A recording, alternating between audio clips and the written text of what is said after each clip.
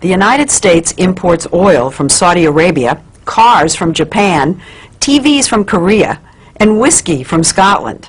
So what do we import from India? We import people, really smart people. And as you're about to see, the smartest, most successful, most influential Indians who've migrated to the U.S. seem to share a common credential.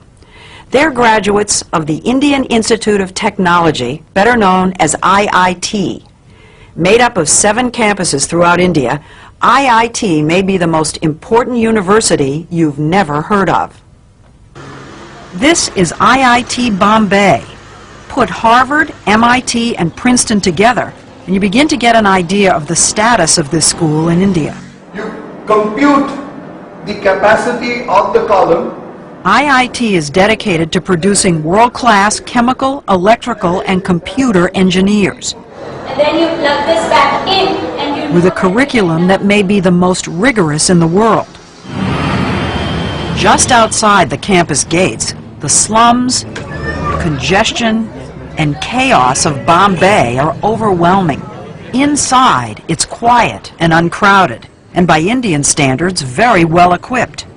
Getting here is the fervent dream of nearly every schoolboy. With a population of over 1 billion people in India, competition to get into the IITs is ferocious. Last year, 178,000 high school seniors took the entrance exam called the JEE. Just over 3,500 were accepted, or less than 2%. Compare that with Harvard, say, which accepts about 10% of its applicants. The IITs probably are the hardest school in the world to get into. In the whole world. To the best of my knowledge. Vinod Khosla got into IIT about 30 years ago.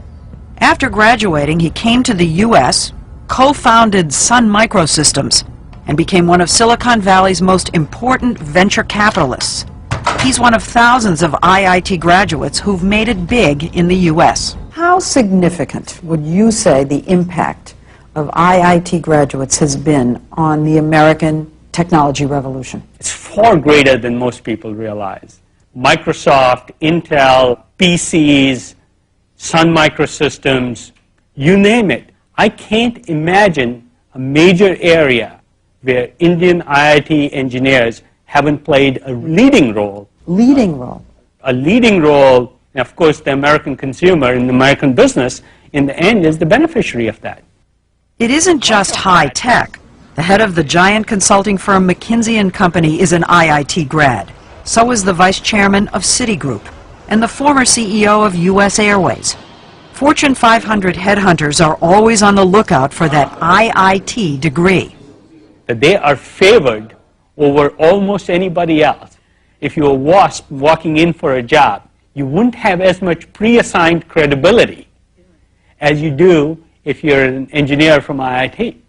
90% of IIT students are male, and the young men we met in Bombay know they're hot commodities. The American companies love the kids from IIT. Thank goodness. That's what we heard. That's what we heard too. After I leave IIT Bombay, I hope to get a good job. So it can be a ticket to another way of life. Yes. Yeah, definitely.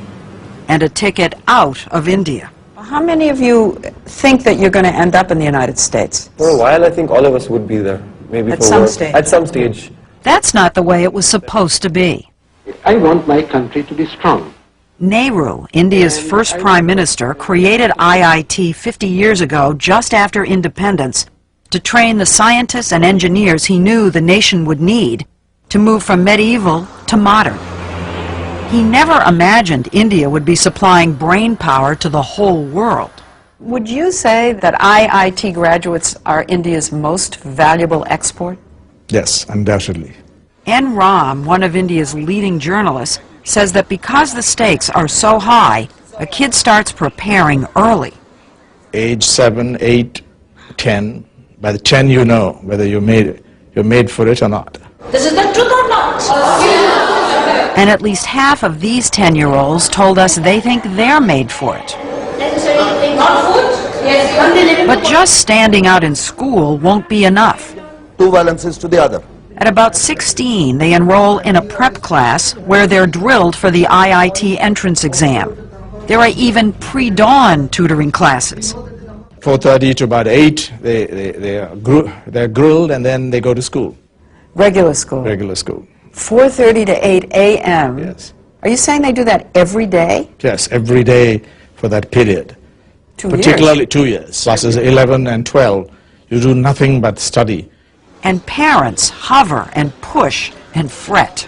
I normally stay up all night and study for my exams. So during this preparation, my mother never used to let me prepare my own cup of tea. So if you stayed up all night, she stayed up all night to make your stay up tea? with me, yeah. After years of preparation, the day they and their families believe will make or break the future finally arrives. On the day of the exam, my dad, my mom, and my younger brother, they all accompanied me to the center. I said, okay, now you can leave. I'll come home on my own. But I was literally amazed when I came back out of the center and see my parents and brother still waiting for me outside the center. How many hours? It was close to 6 hours. 6 hours of testing, then an excruciating month-long wait for the results. They put them up on the web and you can call Phone, them you up, can call them. and after 10 days you get a letter.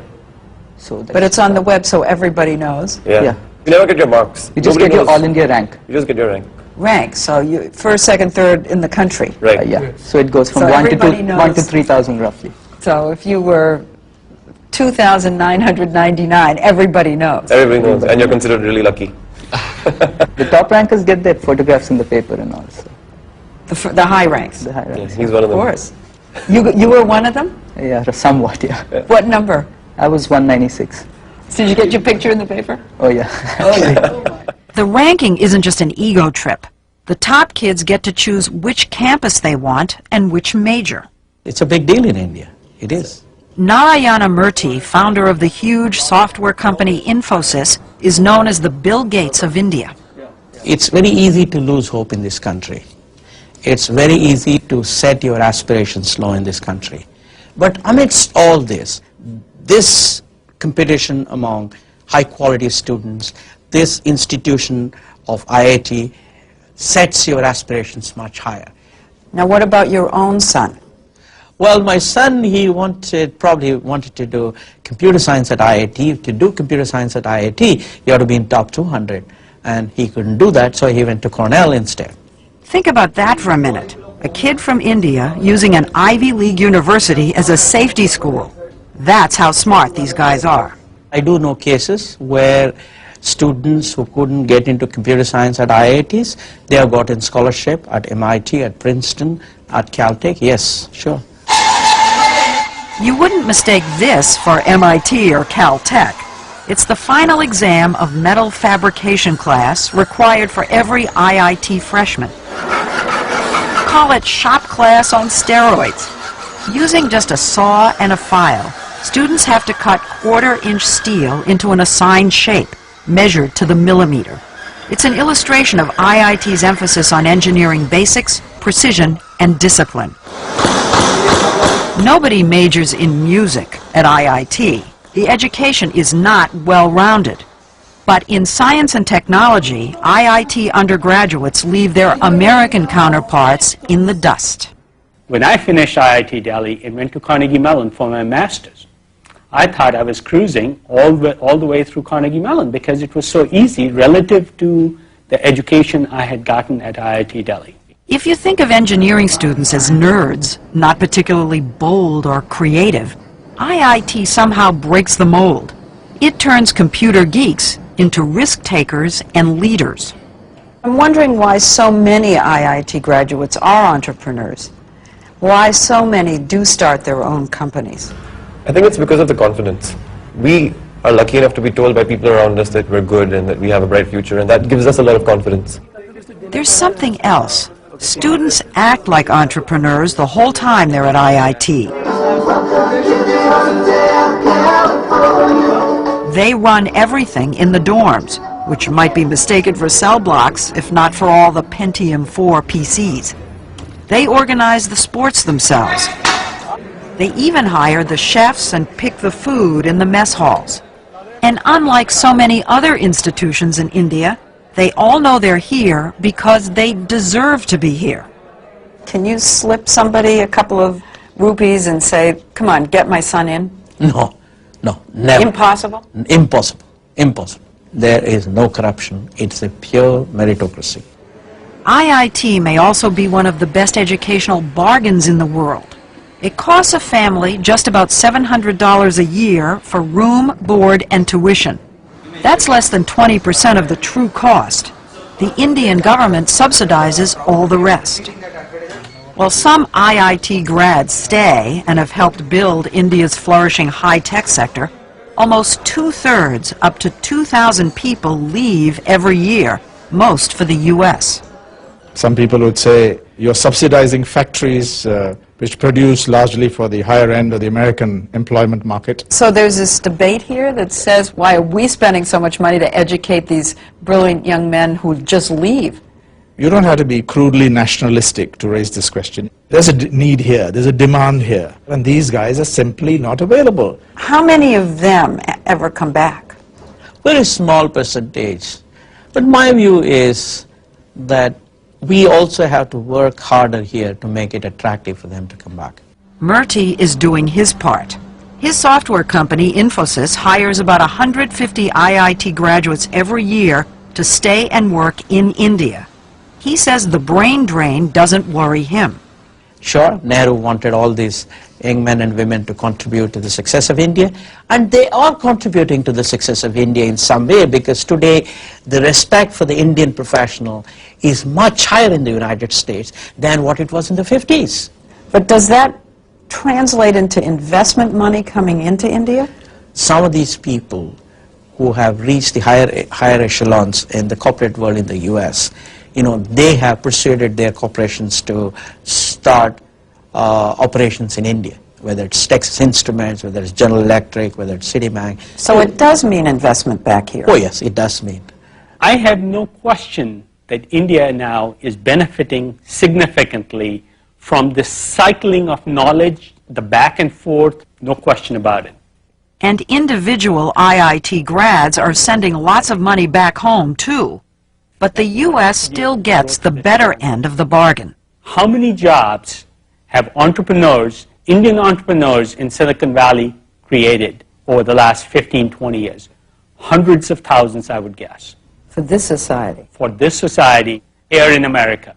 For America to be able to pick off this human capital, these well-trained engineers with great minds, is a great deal.